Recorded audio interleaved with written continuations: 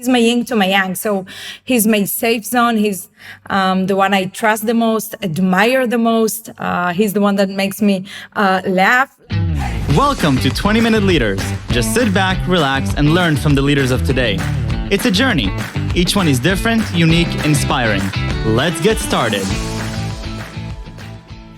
This episode is powered by J Ventures, a community-driven VC fund in Silicon Valley in partnership with Leumi Tech, sponsored by Homeward Ventures, Hippo Insurance, Upwest Labs, Synergy Global, Hillel at Stanford, Leap, Birthright Excel, Serona Partners, and in media partnership with C-Tech. Welcome to another episode of 20-Minute Leaders. This episode is very, very special. We already met with Amit, the CEO of Compete, but now we're going to hear a different story about the company. The story of her and her husband, Yoni, who's the CTO of the company. This is going to be a very special one, so stay tuned. Welcome, Amit and Yoni. Co-founders of Compete, an incredible company coming out of Israel, looking at the world of talent, and I think we can all agree that there is no talent problem, there is no shortage. Everybody's just happy. But Compete is in 2022. This is all we can hear about, and so it's incredibly relevant. Very fast-growing company. You have some incredible customers already on board, and most interestingly, in the company, the two of you are co-founders, and you're also married, right? Yeah. On our private time, if we have the private time, when you're an entrepreneur, you just don't get that. But yeah. So was this always in the plan that the two of you are going to start a company? Did the two of you, even when you started, dating and in a relationship, was this sort of where you were heading to? No. When we met, we were extremely loyal to Nir Tzuk. We worked at Palo Alto Networks. But yeah, it was a dream for both of us to create something, just the two of us, right? And when the opportunity came or created, we were like all hands on deck and just let's do this. Yeah. So I have to hear, before we get into the running a company and the complexities of that, the story of meeting. Take me back to then. Okay. You want to share the story? I think that you'll share. I'll share the story. Okay. Let's see if it's the same one. Yoni, you can leave the room. I'm not going. Yoni, how about you leave the room? Amit will tell me, then you'll tell your side. Yeah. No, I'm kidding. It's like you can see on my face if it's. I think it's a bit. There you go. Okay. Like this, yeah.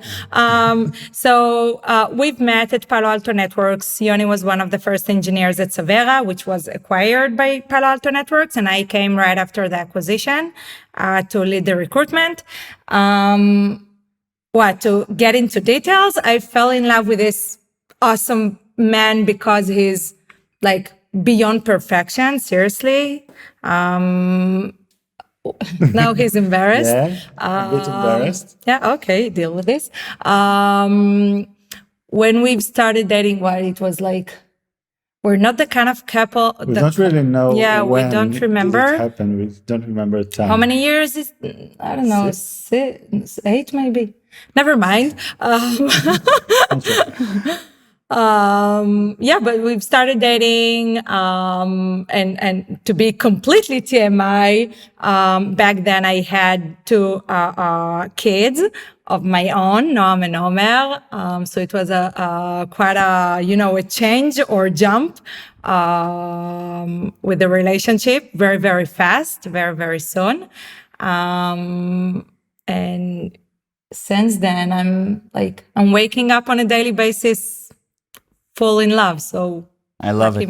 I love it. So Yoni, tell me, when you the two of you are together in Palo Alto Networks, and you're working together, what makes you realize that there is an opportunity to not just work together in a company, but actually to build a company together? It's two very different things, very different, and there's a lot of consequences, obviously, that are going to be translated to the personal life. So what's going through your mind as you're starting to talk about this idea?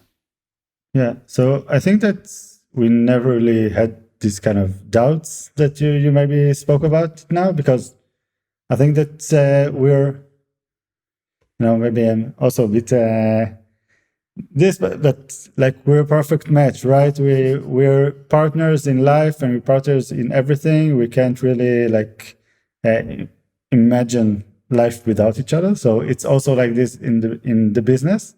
And actually, we worked together at Palo Alto, and then Amit left To the competitors. to Sentinel-1. And also then we felt that we want to work together again. And we just waited to the opportunity to do this.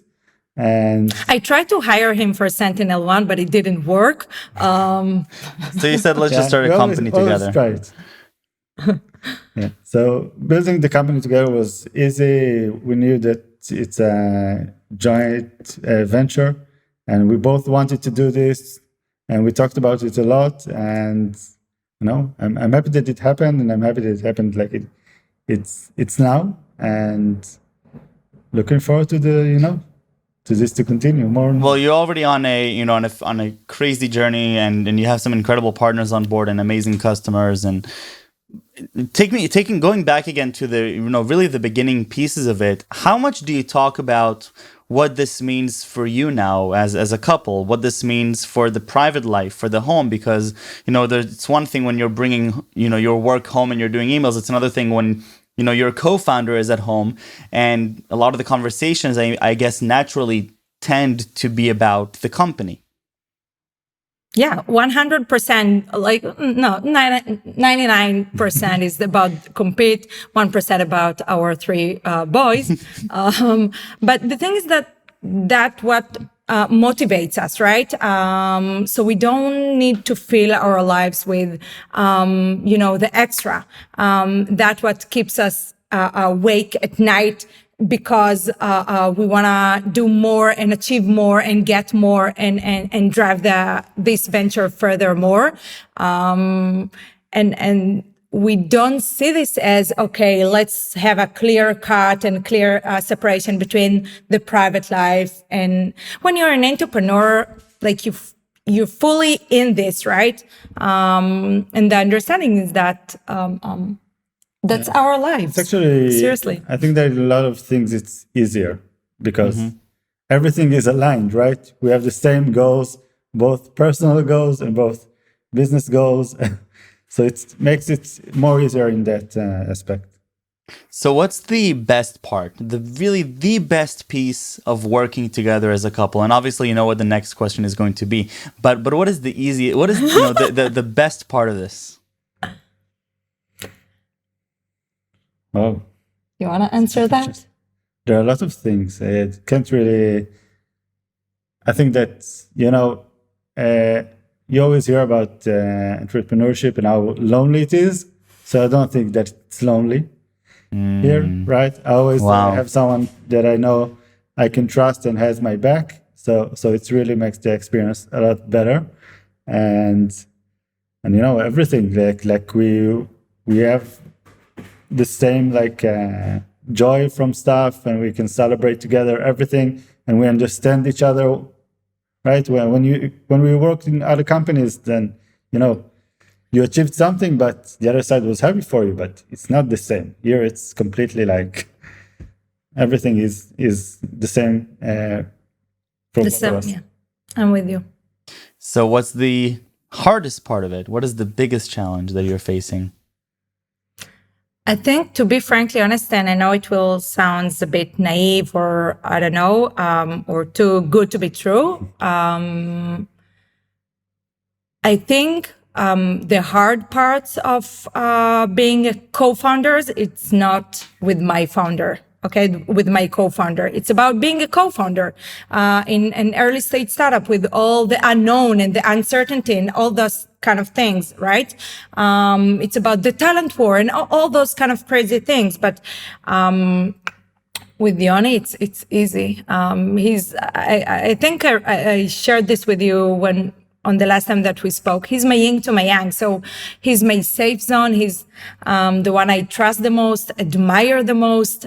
He's the one that makes me laugh. Yeah, we disagree from time to time. Obviously, we're not the same person, but everything is being so respectful, and when you trust the person with you, the hard times are just not hard as described, right? In a lot of ways, it even helps us like improve the communication, right? When you have a business, you communicate a lot more. You need to, like I shared before, when everything is aligned, the personal and the business, then we're both aligned, and we need to keep talking all the time to help each other.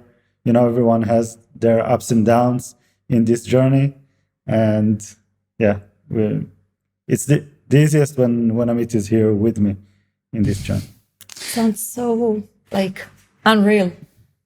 It does sound unreal a little bit, but I believe it. I mean, I think just from both our previous conversation and watching you work and the things you're doing, I think that there's no way not to believe it. But no relationship is perfect, and conflicts arise, whether it's as co-founders or whether it's as a couple.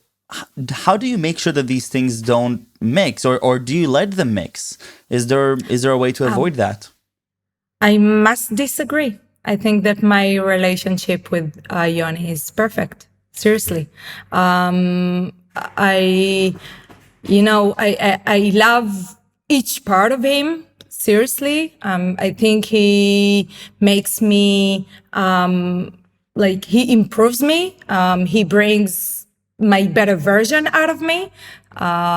So yeah, of course, we disagree from time to time. Needless to say, we're not the same person, but he's the one that I admire the most. So I consider myself the most fortunate person in the planet. Seriously. In times like this, I'm a bit. It's a bit like. That I don't have enough words like Amit to describe everything. You're the CTO. That's why you're the CTO, right? Exactly. Her job is to find the words. But I don't have the same words, and to I can't explain it. It's okay. Your eyes speaks. It's okay. So as you're going on the journey, did you have to develop some rules? Was this at any point in time, a worrisome feature for maybe investors, talent that's coming, saying, wow, there's we live in we come to the office, the company lives here, but then the company continues living for another 12 hours until we meet Amit and Yoni back in the office. Was there any worry about that, or any discussions that you had to, alleviate some of these fears? So before we raised the seed, now we're post A, but before we raised the seed, one of the most famous entrepreneur in Israel said to me, okay, you're a first time entrepreneur and you're a female, and you're in the HR tech, and for God bidden, you're creating this venture with your husband. So don't fingers crossed for you for the fundraising. And to be frankly honest, both in the seed and in the A, it was easy to raise. They had zero concerns about the relationship that we have. At the end of the day, it's all about a few things, about the execution, okay? It's about the leadership. It's about the vision. It's about the people behind it. And when you combine everything together, you see that it's bigger than the founders, husband and wife, right?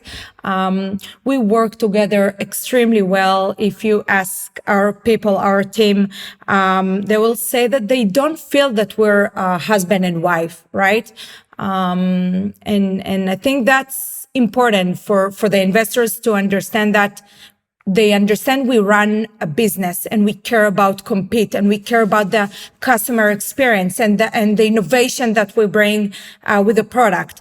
And that's the kind of conversation that we're managing and not about the relationship that we have, although open brackets, it's awesome. But that's the conversation that we have with the investors, and they see that. Incredible. If you have to look at, I'm sure there's so many couples around the world that are considering opening a business together. At the end of the day, we partner with people who share similar interests, and we have perhaps similar views on life and the way we want to live our life. But it's really scary. I mean, I'm thinking for myself, it's a really scary idea to embark on an adventure like this one with a partner, because what happens if something goes wrong? What happens if we fight? What tips or insights do you have now, having gone through some of this experience already and being very successful at it, obviously, to a lot of these, couples that are considering it, but not really sure what to do? You want to answer that? It's a tough question. It is. Right? That's the reason I generously offered you that. It's hard for me to put myself in the shoes of other people, right? I don't necessarily, I know about our relationships. I don't know about other people's relationship. I think that our relationship is, like I shared, based on trust, and we're fully supportive of each other, and we, every one of us in his or her domain, right? And we know we don't have ego, and everybody knows that. We decided early on. She's the CEO. I'm the CTO. I handle all the technical side of the business. She handles all the other parts of the business, right? And it was very clear that we're just doing this together. So I think that maybe expectations and what people want, they need to set this up front if they do this. But it's really hard to tell, because you grow with the business, you change a lot of change in the last 1.5 years. I saw Amit turning from from an entrepreneur and previously HR recruiter and then manager and turn into a CEO, right? You change a lot. Also personally, it changes you. Improves, but it changes, right? And so there are situations, right? I mean, at the end, you're partners and you're co-founders, but there are differences that we're all aware of between the positions. Some positions are more outwards facing, more decision making, perhaps strategically thinking, long term, and some of them are more internal, some technological, infrastructure, figuring out how to support the greater vision of the company. What happens if there's a disagreement? What happens if there's a disagreement about a decision that needs to be made, but a decision needs to be made? And usually the CEO ends up making the decision, right? It's very clear. The CEO takes the decision. Wow. Right? Now you understand. Now do you it's understand like this why in every business. It's not the fact that we're married doesn't change the fact that a company should run like this. So we're very clear about the responsibilities. Obviously, I completely trust Amit to listen to my opinion. And if something I think that's not clear, then I'll raise a flag and tell her, and I'll insist a bit more. But eventually, it's the CEO's decision. And like I shared, there's no ego here, right? Eventually, she's the CEO. She's also accountable for this, right? And I'm accountable for my part. So no issues from this. I love it. Amit, same question to you. Looking back, what are some things that you think are helpful to you? Obviously there's love and respect and trust, but there's also tactical things, because you're exchanging, thousands of sentences with each other a day. You have to keep this magic going somehow. What would you tell me if I were to start a company now with my partner? What should I be really cognizant of or intentional about? I think the two key ingredients is to be bold together and authentic together. And the combination of these two are crucial for success and for building something together. Just building something. Yeah, it's always to build anything. Yeah. As married couple, we might disagree on many things, right? About the education for the kids or whatever. Right. It's endless. Right. And like any other conversation that we're having on our private time or compete time, right? The fundamental or the infrastructure of everything is respect and open communication. And when you have that, when you want to listen to the other side, when you truly care about what he's saying, everything is impossible. Seriously, everything is impossible. I love it. And last question. So just make sure before that you're in a relationship that has that. Yeah, exactly. I think that's the theme here, that the infrastructure that the two of you have built, with the trust and respect and boldness and authenticity, allows you to then translate a lot of these characteristics to the relationship. But the last question that I have, because I truly am curious about this. So Yoni, you're mentioning that in the company side, of course, at the end, the CEO needs to make a decision, and the other parties have to respect it, regardless if it's your, if it's your partner or whether it's just a colleague. But then, you have similar, really big decisions to be making in real life. And there are the same, disagreements in real life, maybe not about business, but about education or about living or whatever. How are you able to differentiate from, okay, now it's not CEO, CTO, now it's just two partners that, we have to come up with a consensus at the end. We can't just have one person call the shots. Shall I say that in our private time you're the CEO? No, because it's not right. Maybe we're co-CEOs, right? Maybe, but not in the business. Yeah, I don't think that's. I really don't think that we have this kind of issue. We also don't go into the small details and fight over small things, right? We only. If we have disagreements, it's only about big things, and we work it out, like you do in the business. And that's why I said that it's also like a very communication in our personal life, because you need to solve stuff in the business. You don't get to go to be upset and just take time off. You need to solve it. We have a company to run. You have employees watching, right? You need to solve the issues. So you just got to do it. I love it.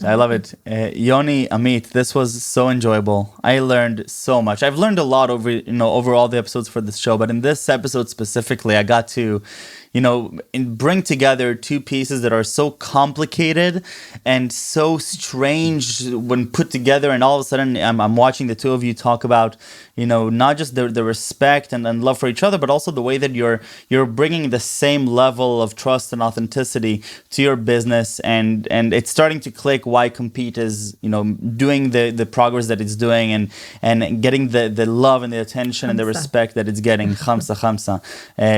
So thank you very much for joining me today. I really appreciate your openness and your willingness to do this, and stay safe and stay healthy. Michael, and best of luck with next time Compete. face to face.